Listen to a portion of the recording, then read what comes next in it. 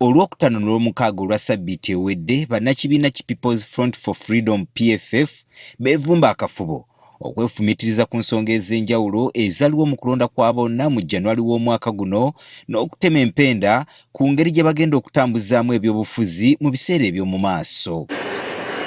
Bano bagamba nti oluvannyuma lw'okwefumitiriza kw'ebyo ebyaliwo mu kulonda kuno bavuddeyo n'ensonga ez'enjawulo kwe bagenda okwesigama okufunira Uganda obukulembeze obwegombesa. Bano basoose kuvumirira ensonga z'abakulu mu ggwanga okukwata obuweereza bwonna ne babuteeka mu mikono gy'amagye ekigenda okuviirako abantu ba bulijjo okubulwa obuweerero. Kaakati be bakola enguudo, be bakola amasomero, be bakola amalwaliro ng'ate n'abantu aba bulijjo balina kampuni zandibadde zikola ebintu ebyo kubanga nabo bannayuganda bandibadde basobola okukola emirimu egyo mawe olwo bannayuganda balina kampuni zandibadde zikola bino bo bakole ki?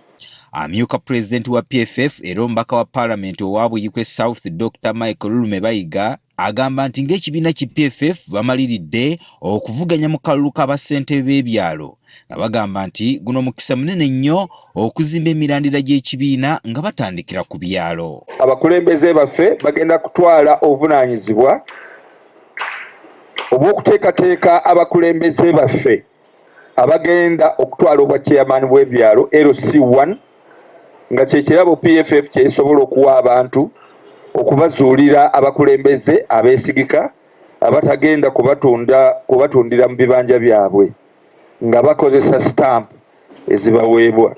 Bano balumiriza nti okusobola okuleetawo obukulembeze obwegombesa baakutalaga eggwanga nga baperereza abakulembeze mu biti eby'enjawulo okuli bannaddiini, ebibiina by'abakozi, abakulembeze b'ennono, bannakyewa n'abalala okusobola okuzimba enkolagana ey'awamu okuyamba Uganda okukyusa obukulembeze mu mirembe ekitabangawo mu ggwanga lyattu. Twagala okukikola n'ebibiina by'obufuzi ebyesigika ebiri mu opposition era ne social forces ezesigika civil society organization, political and cultural leaders including religious leaders.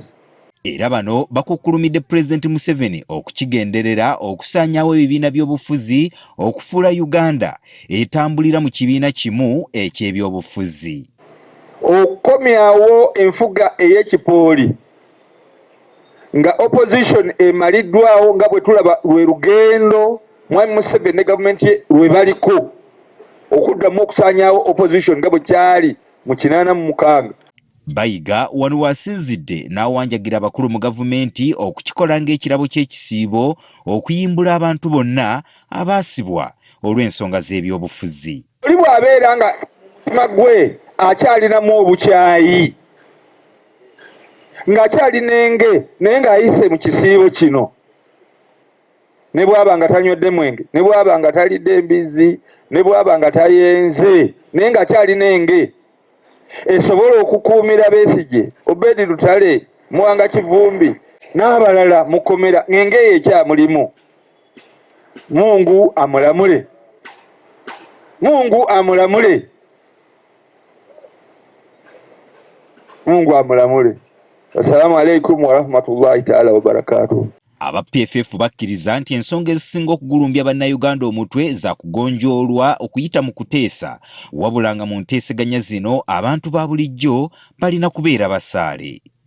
Gerald Damulira agafeeyo ku Spark TV.